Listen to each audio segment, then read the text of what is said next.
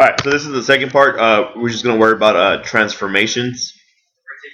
So we're going to do a few examples. So obviously you should know this parent function is a quadratic, or x squared. Okay, I'm going to draw two different types of translations: horizontals and verticals.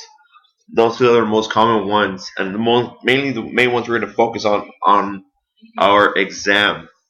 So a horizontal translation, you have to remember horizontal. No, go back the other way.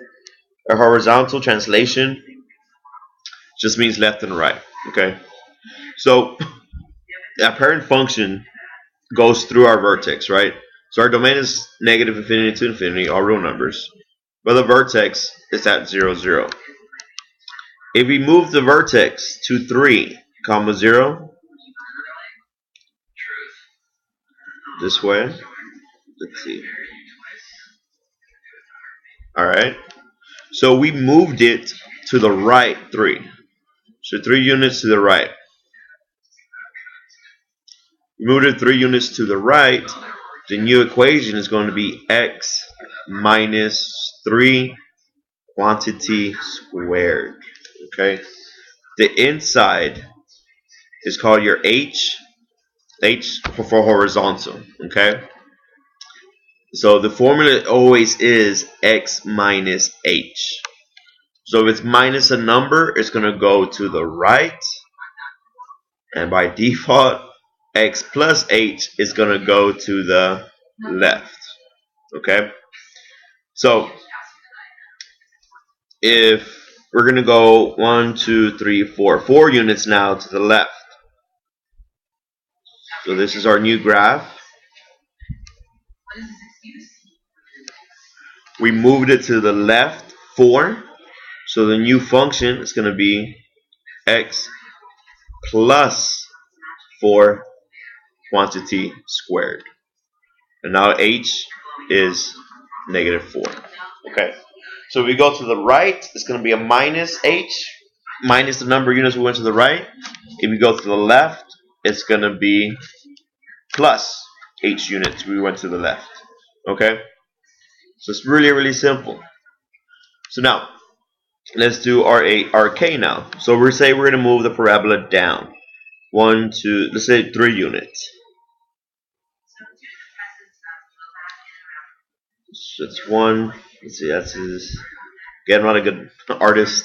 So this parabola here is x squared minus 3. Okay. So the h's were inside the function.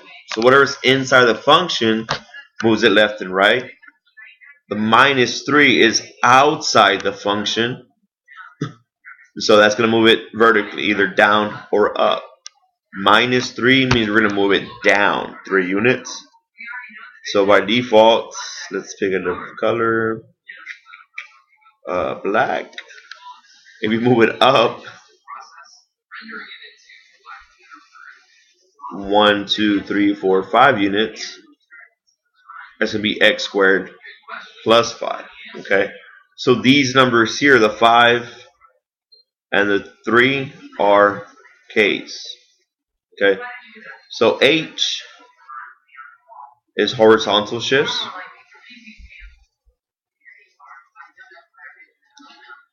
And k are vertical shifts. Okay. So we move left and right, we're going to change the thing inside.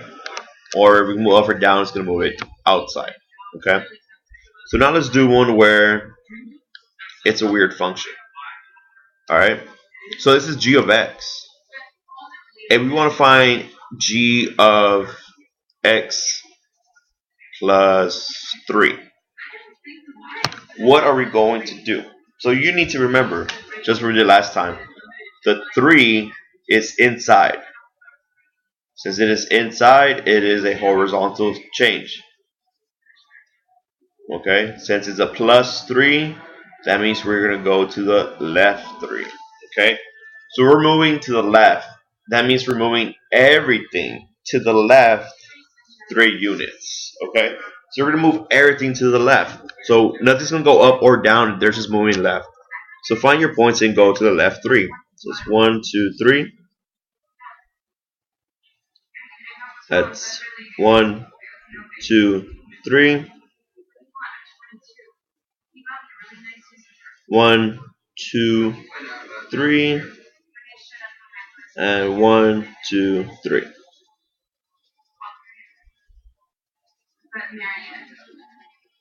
Okay. Again, I'm using writing pad. I'm still not too used to it, so don't make fun of my drawings. All right. So this was g of x plus 3. So now let's do this in a different color. Just do purple. So now let's say we want to find g of x minus 4. Okay. So minus 4 is outside the function. This is outside the function. Since it is outside, we're going to do a vertical change. And since it's a minus 4, we're going to go down 4. So now we're going to move everything down 4 units. We're not going to move anything left and right because there's nothing inside. We're only going to move everything down 4 units. So we're still keeping the same x's. So 1, 2, 3, 4. 1, 2, 3, 4. 4, same thing. And 1, 2, 3, 4. Connect the dots. There you go. So this is g of x minus 4. Okay.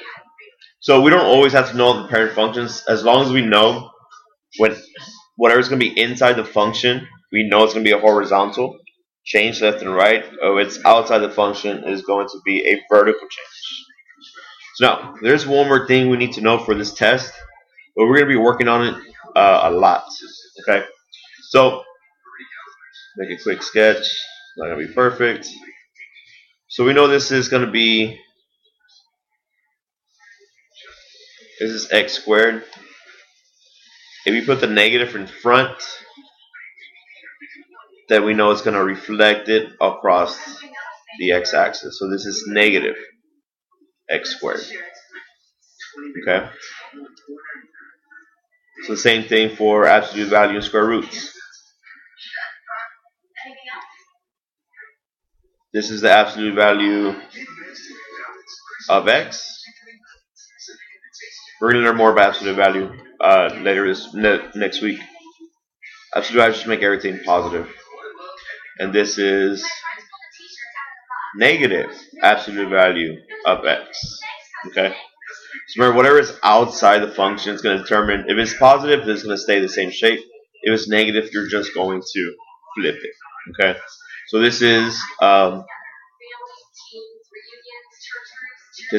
reflection. Okay.